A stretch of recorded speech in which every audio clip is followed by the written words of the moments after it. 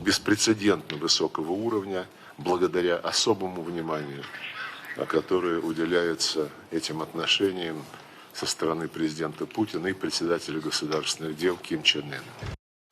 The party here that continues to escalate this war is Russia. When the United States allowing Ukraine to use long-range missiles, does this mean it is allowing strikes against North Korea forces or against Russian forces? The introduction of DPRK soldiers into the fight means they are a fair game in that fight, and so they would be considered lawful military targets. 수요일 뉴스 탑10 바로 여기부터입니다. 보신 그대로 미 백악관의 저 얘기 그대로 이 우크라이나 전쟁이 새로운 국면으로 접어들고 있습니다. 우크라이나가 미국이 제공한 에이티킴스를 이용해서 러시아 본토를 타격했는데요. 워싱턴 포스트 등 외신들은 이 바이든 대통령의 이번 결정이 북한군이 파병된 데 배치된 데 따른 대응이라고 밝혔습니다. 저희가 하나하나 얘기를 하기 전에 먼저 6발이 어떻게 발사됐는지 먼저 화면부터 만나봐야 될 것 같습니다. 칠흑 같은 어둠 속에서 저렇게 현장음도 조금 들어볼까요? 다소 작게 들립니다만 현장에서는 들으셨죠? 엄청난 굉음과 함께 미사일 한 발, 두 발 연이어서 나갑니다. 곧바로 또 다른 미사일이 상공으로 솟구치는 모습, 바로 저게 이번에 바이든 대통령이 승인한 미국이 지원한 에이티킴스로 러시아 본토를 처음으로 공격한 우크라이나 군입니다. 마치 천둥번개가 치듯이 비가 오는 와중에서도 저렇게 러시아 본토를 타격한 저 에이티킴스 6발인데요. 하나하나 짚어봐야 될 것 같아요. 스튜디오로 다시 돌아와 보겠습니다. 문성무 센터장님. 예. 바이든 대통령이 이걸 승인한 다음에 진짜로 곧바로 쐈습니다. 우크라이나가. 그렇죠. 어떻게 보면 지금 말씀하신 대로 바이든 대통령은 북한군의 러시아 파병 이것을 그대로 좌시할 수 없다. 따라서 그걸 이유로 그동안 묶어왔던, 다시 말하면 에이티킴스를 지원하긴 했지만 사거리 300km 러시아 본토를 타격할 수 없도록 그동안 허용을 하지 않았었거든요. 묶어놨었죠. 예, 묶어놨는데 허용한 직후에 바로 본토를 향해서 쐈습니다. 예. 지금 보시는 바와 같이 브리안스크주의 카라체프라고 하는 곳을 타격을 했는데 러시아 측 발표는 5발을 격추했고 한 발은 손상을 입었기 때문에 큰 피해를 입지 않은 것 같이 이렇게 얘기를 하고 있지만 예. 러시아 측 발표를 그대로 믿을 수는 없고 에이테킴스는 말씀하신 대로 사거리가 300km입니다. 예. 그리고요. 이 탄두에 집속탄이라는 것이 있거든요. 집속탄이 뭡니까? 집속탄이라고 하는 것은 자탄을 많이 장착을 해가지고요. 공중에 터지면서 여러 곳을 광범위하게 타격하는 그런 탄을 집속탄이라고 얘기를 하는데 예. 그래서 이게 이라크 전 당시에 이라크군이 이걸 강철비라고 불렀어요. 예. 막 비가 막 쏟아지듯이 맞아요. 축구장 3개를 완전히 초토화시킬 수 있는 그런 역량을 가지고 있는 것인데 예. 이게 6발을 동시에 쏠 수도 있고 이 구경이 탄두가 무거운 것은 방금 보신 것 같이 한 발 한 발 해서 6발을 이렇게 쏠 수도 있는 겁니다. 지금 이번에 우크라이나가 브리안스크를 향해서 사격을 한 겁니다. 그 문 센터장 말씀은 이제 집속탄이라고 해서 그러니까 소위 말하면 수류탄이나 크레모아 같은 것도 사실 조그마한 구슬이 쭉 모여서 공중에서 터졌을 때 이제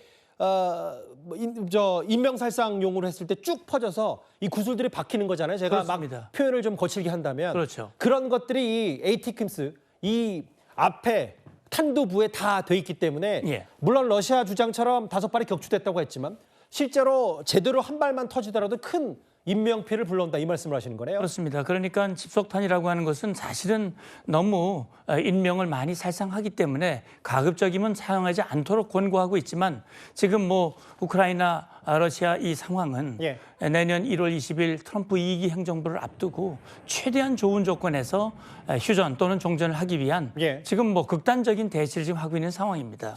실제로 러시아 본토를 타격했다. 그런데 우크라이나가 쏜 데는 최격전진 쿠르스크에서 북서쪽으로 올라간 브란스크주 카라체프입니다. 여기가 어떤 곳인지 좀 살펴봐야 될 것 같은데요. 김문배 보좌관님. 예. 여기가 북한이 공급한 미사일과 포탄을 보관한 장소라고 하더라고요. 네, 그렇습니다. 브ян스크는 사실 모스크바로부터 남서쪽으로 약 380km 정도 떨어진 곳이고요. 현재 격전이 벌어지고 있는 이 쿠르스크 전장에서는 그리 멀지 않은 곳입니다. 그러게요. 현재 저것은 북한이 러시아에 공급한, 즉 러시아가 북한으로부터 가져온 각종 포탄이라든가 미사일 다량의 어떤 군수품을 보관하고 있는 그런 보급의 어떤 핵심 기지 역할을 하던 곳입니다. 그것을 이제 우크라이나가 전격적으로 기습을 한 것인데요.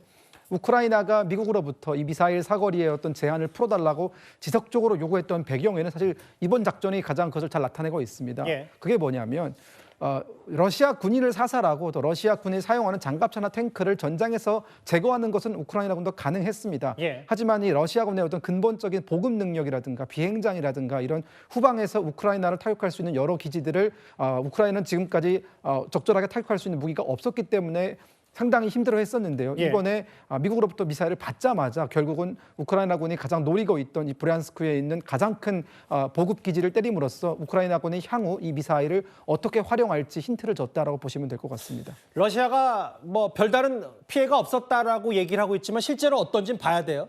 북한이 준 미사일 이거 다 보관해둔 장소인데 여기를 이 에이티킴스가 지대지 미사일이 땅에서 땅으로 타격을 했다. 그런데 지금요. 우크라이나가 얼마나 전사적이냐면 이런 장면도 새롭게 공개됐습니다. 제가 화면을 보면서 하나하나 설명을 드려야 될 것 같습니다. 보시면 우크라이나 사령부가 공개한 SNS 영상인데 한 우크라이나 군인이 저렇게 건물 옥상으로 보이는 장소에서 어깨에 저렇게 발사대를 짊어진 채 표적을 조준합니다. 그런데 호준석 대변인, 네. 저 사람이 알고 봤더니 우크라이나 교사 출신인 우크라이나 군인이라는 거예요. 네. 여성입니다. 여성 군인이고 3년 전까지 유치원 교사를 하다가 이제 자원 입대해서 나라를 지키고 있는 사람입니다. 이 장면은 정의와 불의의 전쟁이라는 것을 단적으로 보여주는 것이라 생각합니다. 예. 러시아가 지금 침공한 지 1000일 됐는데 사실은 처음에 침공을 시작했을 때만 해도 세계에서 가장 큰 군사 대국 가운데 하나인 러시아와 국제사회에서 사실은 존재감조차 없었던 우크라이나가 맞붙었을 때 과연 얼마나 버티겠느냐라고 생각한 사람들이 대부분이었을 겁니다. 그런데 예. 무려 1000일입니다. 100만 명의 사상자가 지금까지 나왔는데 우크라이나 영토에서 벌어지고 있는 전쟁임에도 불구하고 러시아군 사상자가 70만 명입니다. 맞아요. 우크라이나는 30만 명인데 물론 10,000명이 넘는 우크라이나 민간인들이 희생됐고 3만 명 정도의 우크라이나 군인들이 희생된 것으로 전해지고 있습니다. 이분들이 목숨을 걸고 나라를 지켰기 때문에 가능한 것입니다. 서방이 무기 지원은 해줬지만 병력 지원은 하나도 해주지 않았습니다. 예. 그런데도 불구하고 러시아와 대등하게 자기 나라를 지킨 5분의 1 영토를 빼앗겼지만 대부분의 영토를 지킬 수 있는 힘은 바로 저런 내 나라 내가 지킨다. 그리고 불의한 이런 침략 전쟁, 아무런 명분도 없이 들어온 침략은 우리가 막아야 된다라는 그런 정신들이 모여서 지금 그래도 저런 전황을 만들어내고 있는 것입니다. 지금 저기 자막 설명도 충분히 돼 있는데 거의 제로에 가까운 확률인데 격추를 했고 첫 실전, 첫 발사에 명중을 시켰다. 참 유치원 교사 출신도 이렇게 발벗고 나서서 러시아 미사일을 쏘겠다고 전쟁 끝내기 위해서 할 수 있는 거 모든 걸 다 하겠다. 휴대용 지대공 미사일이에요. 휴대용으로. 이렇게 움직이기 편한 걸로 땅에서 하늘로 쏘는 저 미사일을 쏘면서 격추를 시켰다. 저희가 또 다른 장면도 만나볼 겁니다.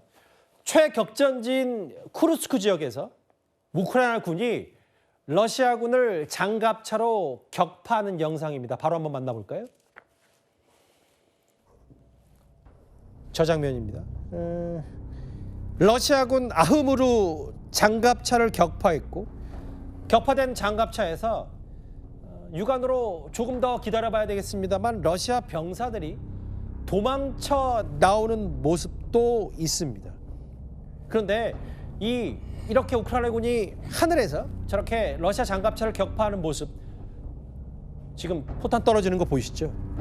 이렇게 자폭 드론도 날려서 공격하고 우크라이나 방위군 유튜브를 통해서 저런 개활지 쿠르스크 지역에서 저렇게 러시아 장갑차를 타격하는 모습도 공개하고 있습니다.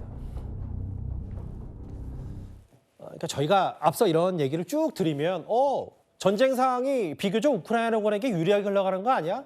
아닐 겁니다. 왜냐하면 실제로 저런 장면들은 실제로 우크라이나가 대대적인 여론전을 위해서 홍보하는 거고 실제 전쟁 상황은 지금 미국과 우크라이나에게 더욱 불리하게 놓이는 것 같은데요. 그래서 그런지 바이든 대통령이요. 미국이 지원한 ATACMS 발사 6발 발사를 승인한 데 이어서 이번에는 이런 결단까지 내렸습니다. 이게 좀 파장이 만만치가 않아서요. 문성무 센터장님. 네. 러시아 본토 공격 제한을 해제한 거에 이어서 이번에는 대인 지뢰까지 승인을 했습니다. 예. 이 대인 지뢰 승인이라고 하는 것은 미국으로서는 굉장히 파격적인 일입니다. 그러니까 과거에는요, 이 지뢰는 사실 이 인명을 살상하는 그런 비인도적인 무기라고 해서 국제사회가 지뢰를 금지하는 협약을 체결하고 있어요. 미국이 거기 서명하지 않았지만 예. 이 한반도에서만큼은 허용을 한다. 그러나 한반도 이외 지역은 허용한 적이 없었는데 이번에 예외적으로 우크라이나에 이것을 허용한 것은 그만큼 앵커께서 말씀하신 대로 지금 우크라이나 상황이 상당히 위급하다는 그런 반증이라고 볼 수 있습니다. 전황이 불리해지고 전황이 불리하다. 그러니까 지금 푸틴이 북한군을 포함해서 총력을 다해서 쿠르스크에서 우크라이나를 밀어내고 그다음에 나머지 남부 지역 점령 지역을 확대하는 그래서 유리한 조건에서 종전하겠다는 그런 상황이기 때문에 지금 북한군이 이 침략 전쟁에 가담한 이 상황을 예. 바이든 대통령과 또 나토가 그대로 좌시할 수는 없다. 그 결단한 것이 바로 ATACMS 300km 사격 허용 그리고 대인 지뢰 사용 허용인데 이 대인 지뢰는요 예. 사실은 장애물이거든요. 어떻게 보면 진지를 지키는 겁니다. 다시 말해서 러시아 군이 우크라이나 군의 진격을 막기 위해서 수많은 지뢰들을 뿌려가지고 우크라이나의 진격을 막았거든요. 예. 근데 사실은 우크라이나에게 그걸 허용이 되지 않았기 때문에 사실 밀릴 수 없는 상황에서 밀릴 수밖에 없는 상황에서 지금 지뢰 사용을 허용했다고 하는 것은 우크라이나가 더 이상 밀리도록 해서는 안 된다라고 하는 바이든 대통령의 절박한 그런 생각이 여기에 담겨져 있다고 봅니다. 저희가 지금 친 우크라이나 매체가 공개한 저 지뢰 폭발 장면을 끝까지 보여드릴 수가 없어요. 왜냐하면 저 빨간 동그라미 안에 사람은 러시아 병사고요. 저 이후에 곧바로 지뢰가 터지면서 저 러시아군은 전사합니다. 그만큼 대인 지뢰하면 모르시는 분들은 없을 거고 실제로 이게 반인권적이다라고 해서 전 세계적인 전쟁에서도 금지가 돼 있는데 전 문성무 센터장께 이 질문도 드리고 싶어요. 쭉 받고. M14, 네. 1955년 비금속 발목지뢰라고 해서 뭐 시청자분들이나 혹은 군 무기에 꽤 관심 있는 분들 많으실 텐데 이런 지뢰, 발목지뢰라고 소위 많이 들어보셨을 거예요. 그리고 2차 세계대전 M16, 그리고 최근 베트남 전쟁에 사용했던 이런 대인 지뢰들. 제가 알기로 문 센터장께서도 최전방에서 근무를 하셨었고 이 지뢰에 대해서는 어느 정도 잘 아실 텐데 대인 지뢰까지 승인했다는 게 이 전쟁이 어떤 의미로 받아들이십니까? 예, 그러니까 지금 쿠르스크 지역에서 이 젤렌스키 대통령이 이미 점령한 지역의 거의 뭐 상당한 부분을 러시아에 뺏겼고 예. 그대로 방치할 경우에는 완전히 덜 밀릴 수 있다는 거거든요. 그런데 지금 여기 지금 M14 같은 경우는 플라스틱입니다. 이게 감지가 되지 않아요. 발목이 날아가는 건데 M16은 금속이기 때문에 탐지는 되고요. 예. 그 M18 같은 경우는 월남전에 사용됐던 것인데 굉장히 그 인명 피해가 큰 거거든요. 예. 원격 조정이 가능한 것이고. 그래서 지금 이 지뢰 사용을 허용했다고 하는 것은 그만큼 전황이 우크라이나에게 불리하게 돌아갈 수 있다. 따라서 더 이상 밀려서는 안 된다라고 하는 다시 말하면 바이든 대통령 입장에서는 자유와 가치를 중시하는데 푸틴의 이 자유를 파괴하는 침략 전쟁을 승리하게 만들어서는 안 된다. 적어도 이걸 좌절시켜야 된다라고 하는 강한 의지가 이번에 장거리 ATACMS 허용, 그다음에 대인 지뢰 허용으로 나타났다고 저는 봅니다. 지금 보시는 것처럼 러시아 국방부가 이 우크라이나 땅, 그러니까 점령지 곳곳에 이미 지뢰를 설치하랬는데 이게 미국이 한반도 밖에서는 지뢰 쓰면 안 된다라고 아예 묶어뒀고 그 묶어둔 장본인이 바로 바이든 현 대통령이거든요. 근데 이제 맞불 작전을 하겠다. 앞에 나갔던 화면 다시 한번 부탁드릴게요. 호준석 대변인. 네네. 그러니까 지금 얼마나 뭐 다급한 거면 한반도 밖에 금지를 철회시킨 것도 그 사실 몇 년 전에 바이든 현 대통령이 한 건데 이게 진짜 굳이 언급하기는 싫습니다만 러시아는 제게 3차 대전의 위험성까지 언급했는데 이 대인 지뢰 바이든 대통령의 선택에 대해서 뭐 여러 가지 트럼프 당선인 쪽에서도 우려를 나타내는 것 같거든요. 네. 극약 처방이죠. 사실 이제 극약 처방을 했을 때 환영받을 수 있는 가능성은 매우 낮습니다. 그렇지만 뭐 트럼프 효과라고 저는 이제 해석합니다. 예. 트럼프 대통령 당선인이 이제 60일밖에 안 남았습니다. 취임이. 그러면 본인 말로는 24시간 안에 휴전시키겠다라는 것이기 때문에 우크라이나 입장에서는 영토의 5분의 1을 빼앗긴 상태에서 휴전을 하게 될 가능성도 배제할 수 없는 그런 상황에 처하게 됐고, 이런 상황에서 이제 러시아가 먼저 극약 처방을 한 것이죠. 바로 북한군의 투입입니다. 지금까지 이 전쟁이 1000일 계속되면서도 러시아의 최대 맹방이라고 하는 거의 유일한 맹방인 벨라루스조차도 참전하진 않았었는데, 처음으로 이제 제3국인 북한이 병사를 11,000명 보내서 여기에 이제 참전을 하게 된 것이고, 거기에 맞서는 미국의 입장에서는 뭐 고육지책이랄까요, 극약 처방이랄까요, 저런 그 대인주례까지도 이제 허용을 함으로써 더 이상의 영토를 빼앗기지는 않도록 하겠다. 적어도 60일 동안에 버티기라도 하겠다. 그런 그것이 아니었나 생각하고, 바람직한 일은 아닙니다만은 그런 상황은 고려돼야 될 것 같습니다.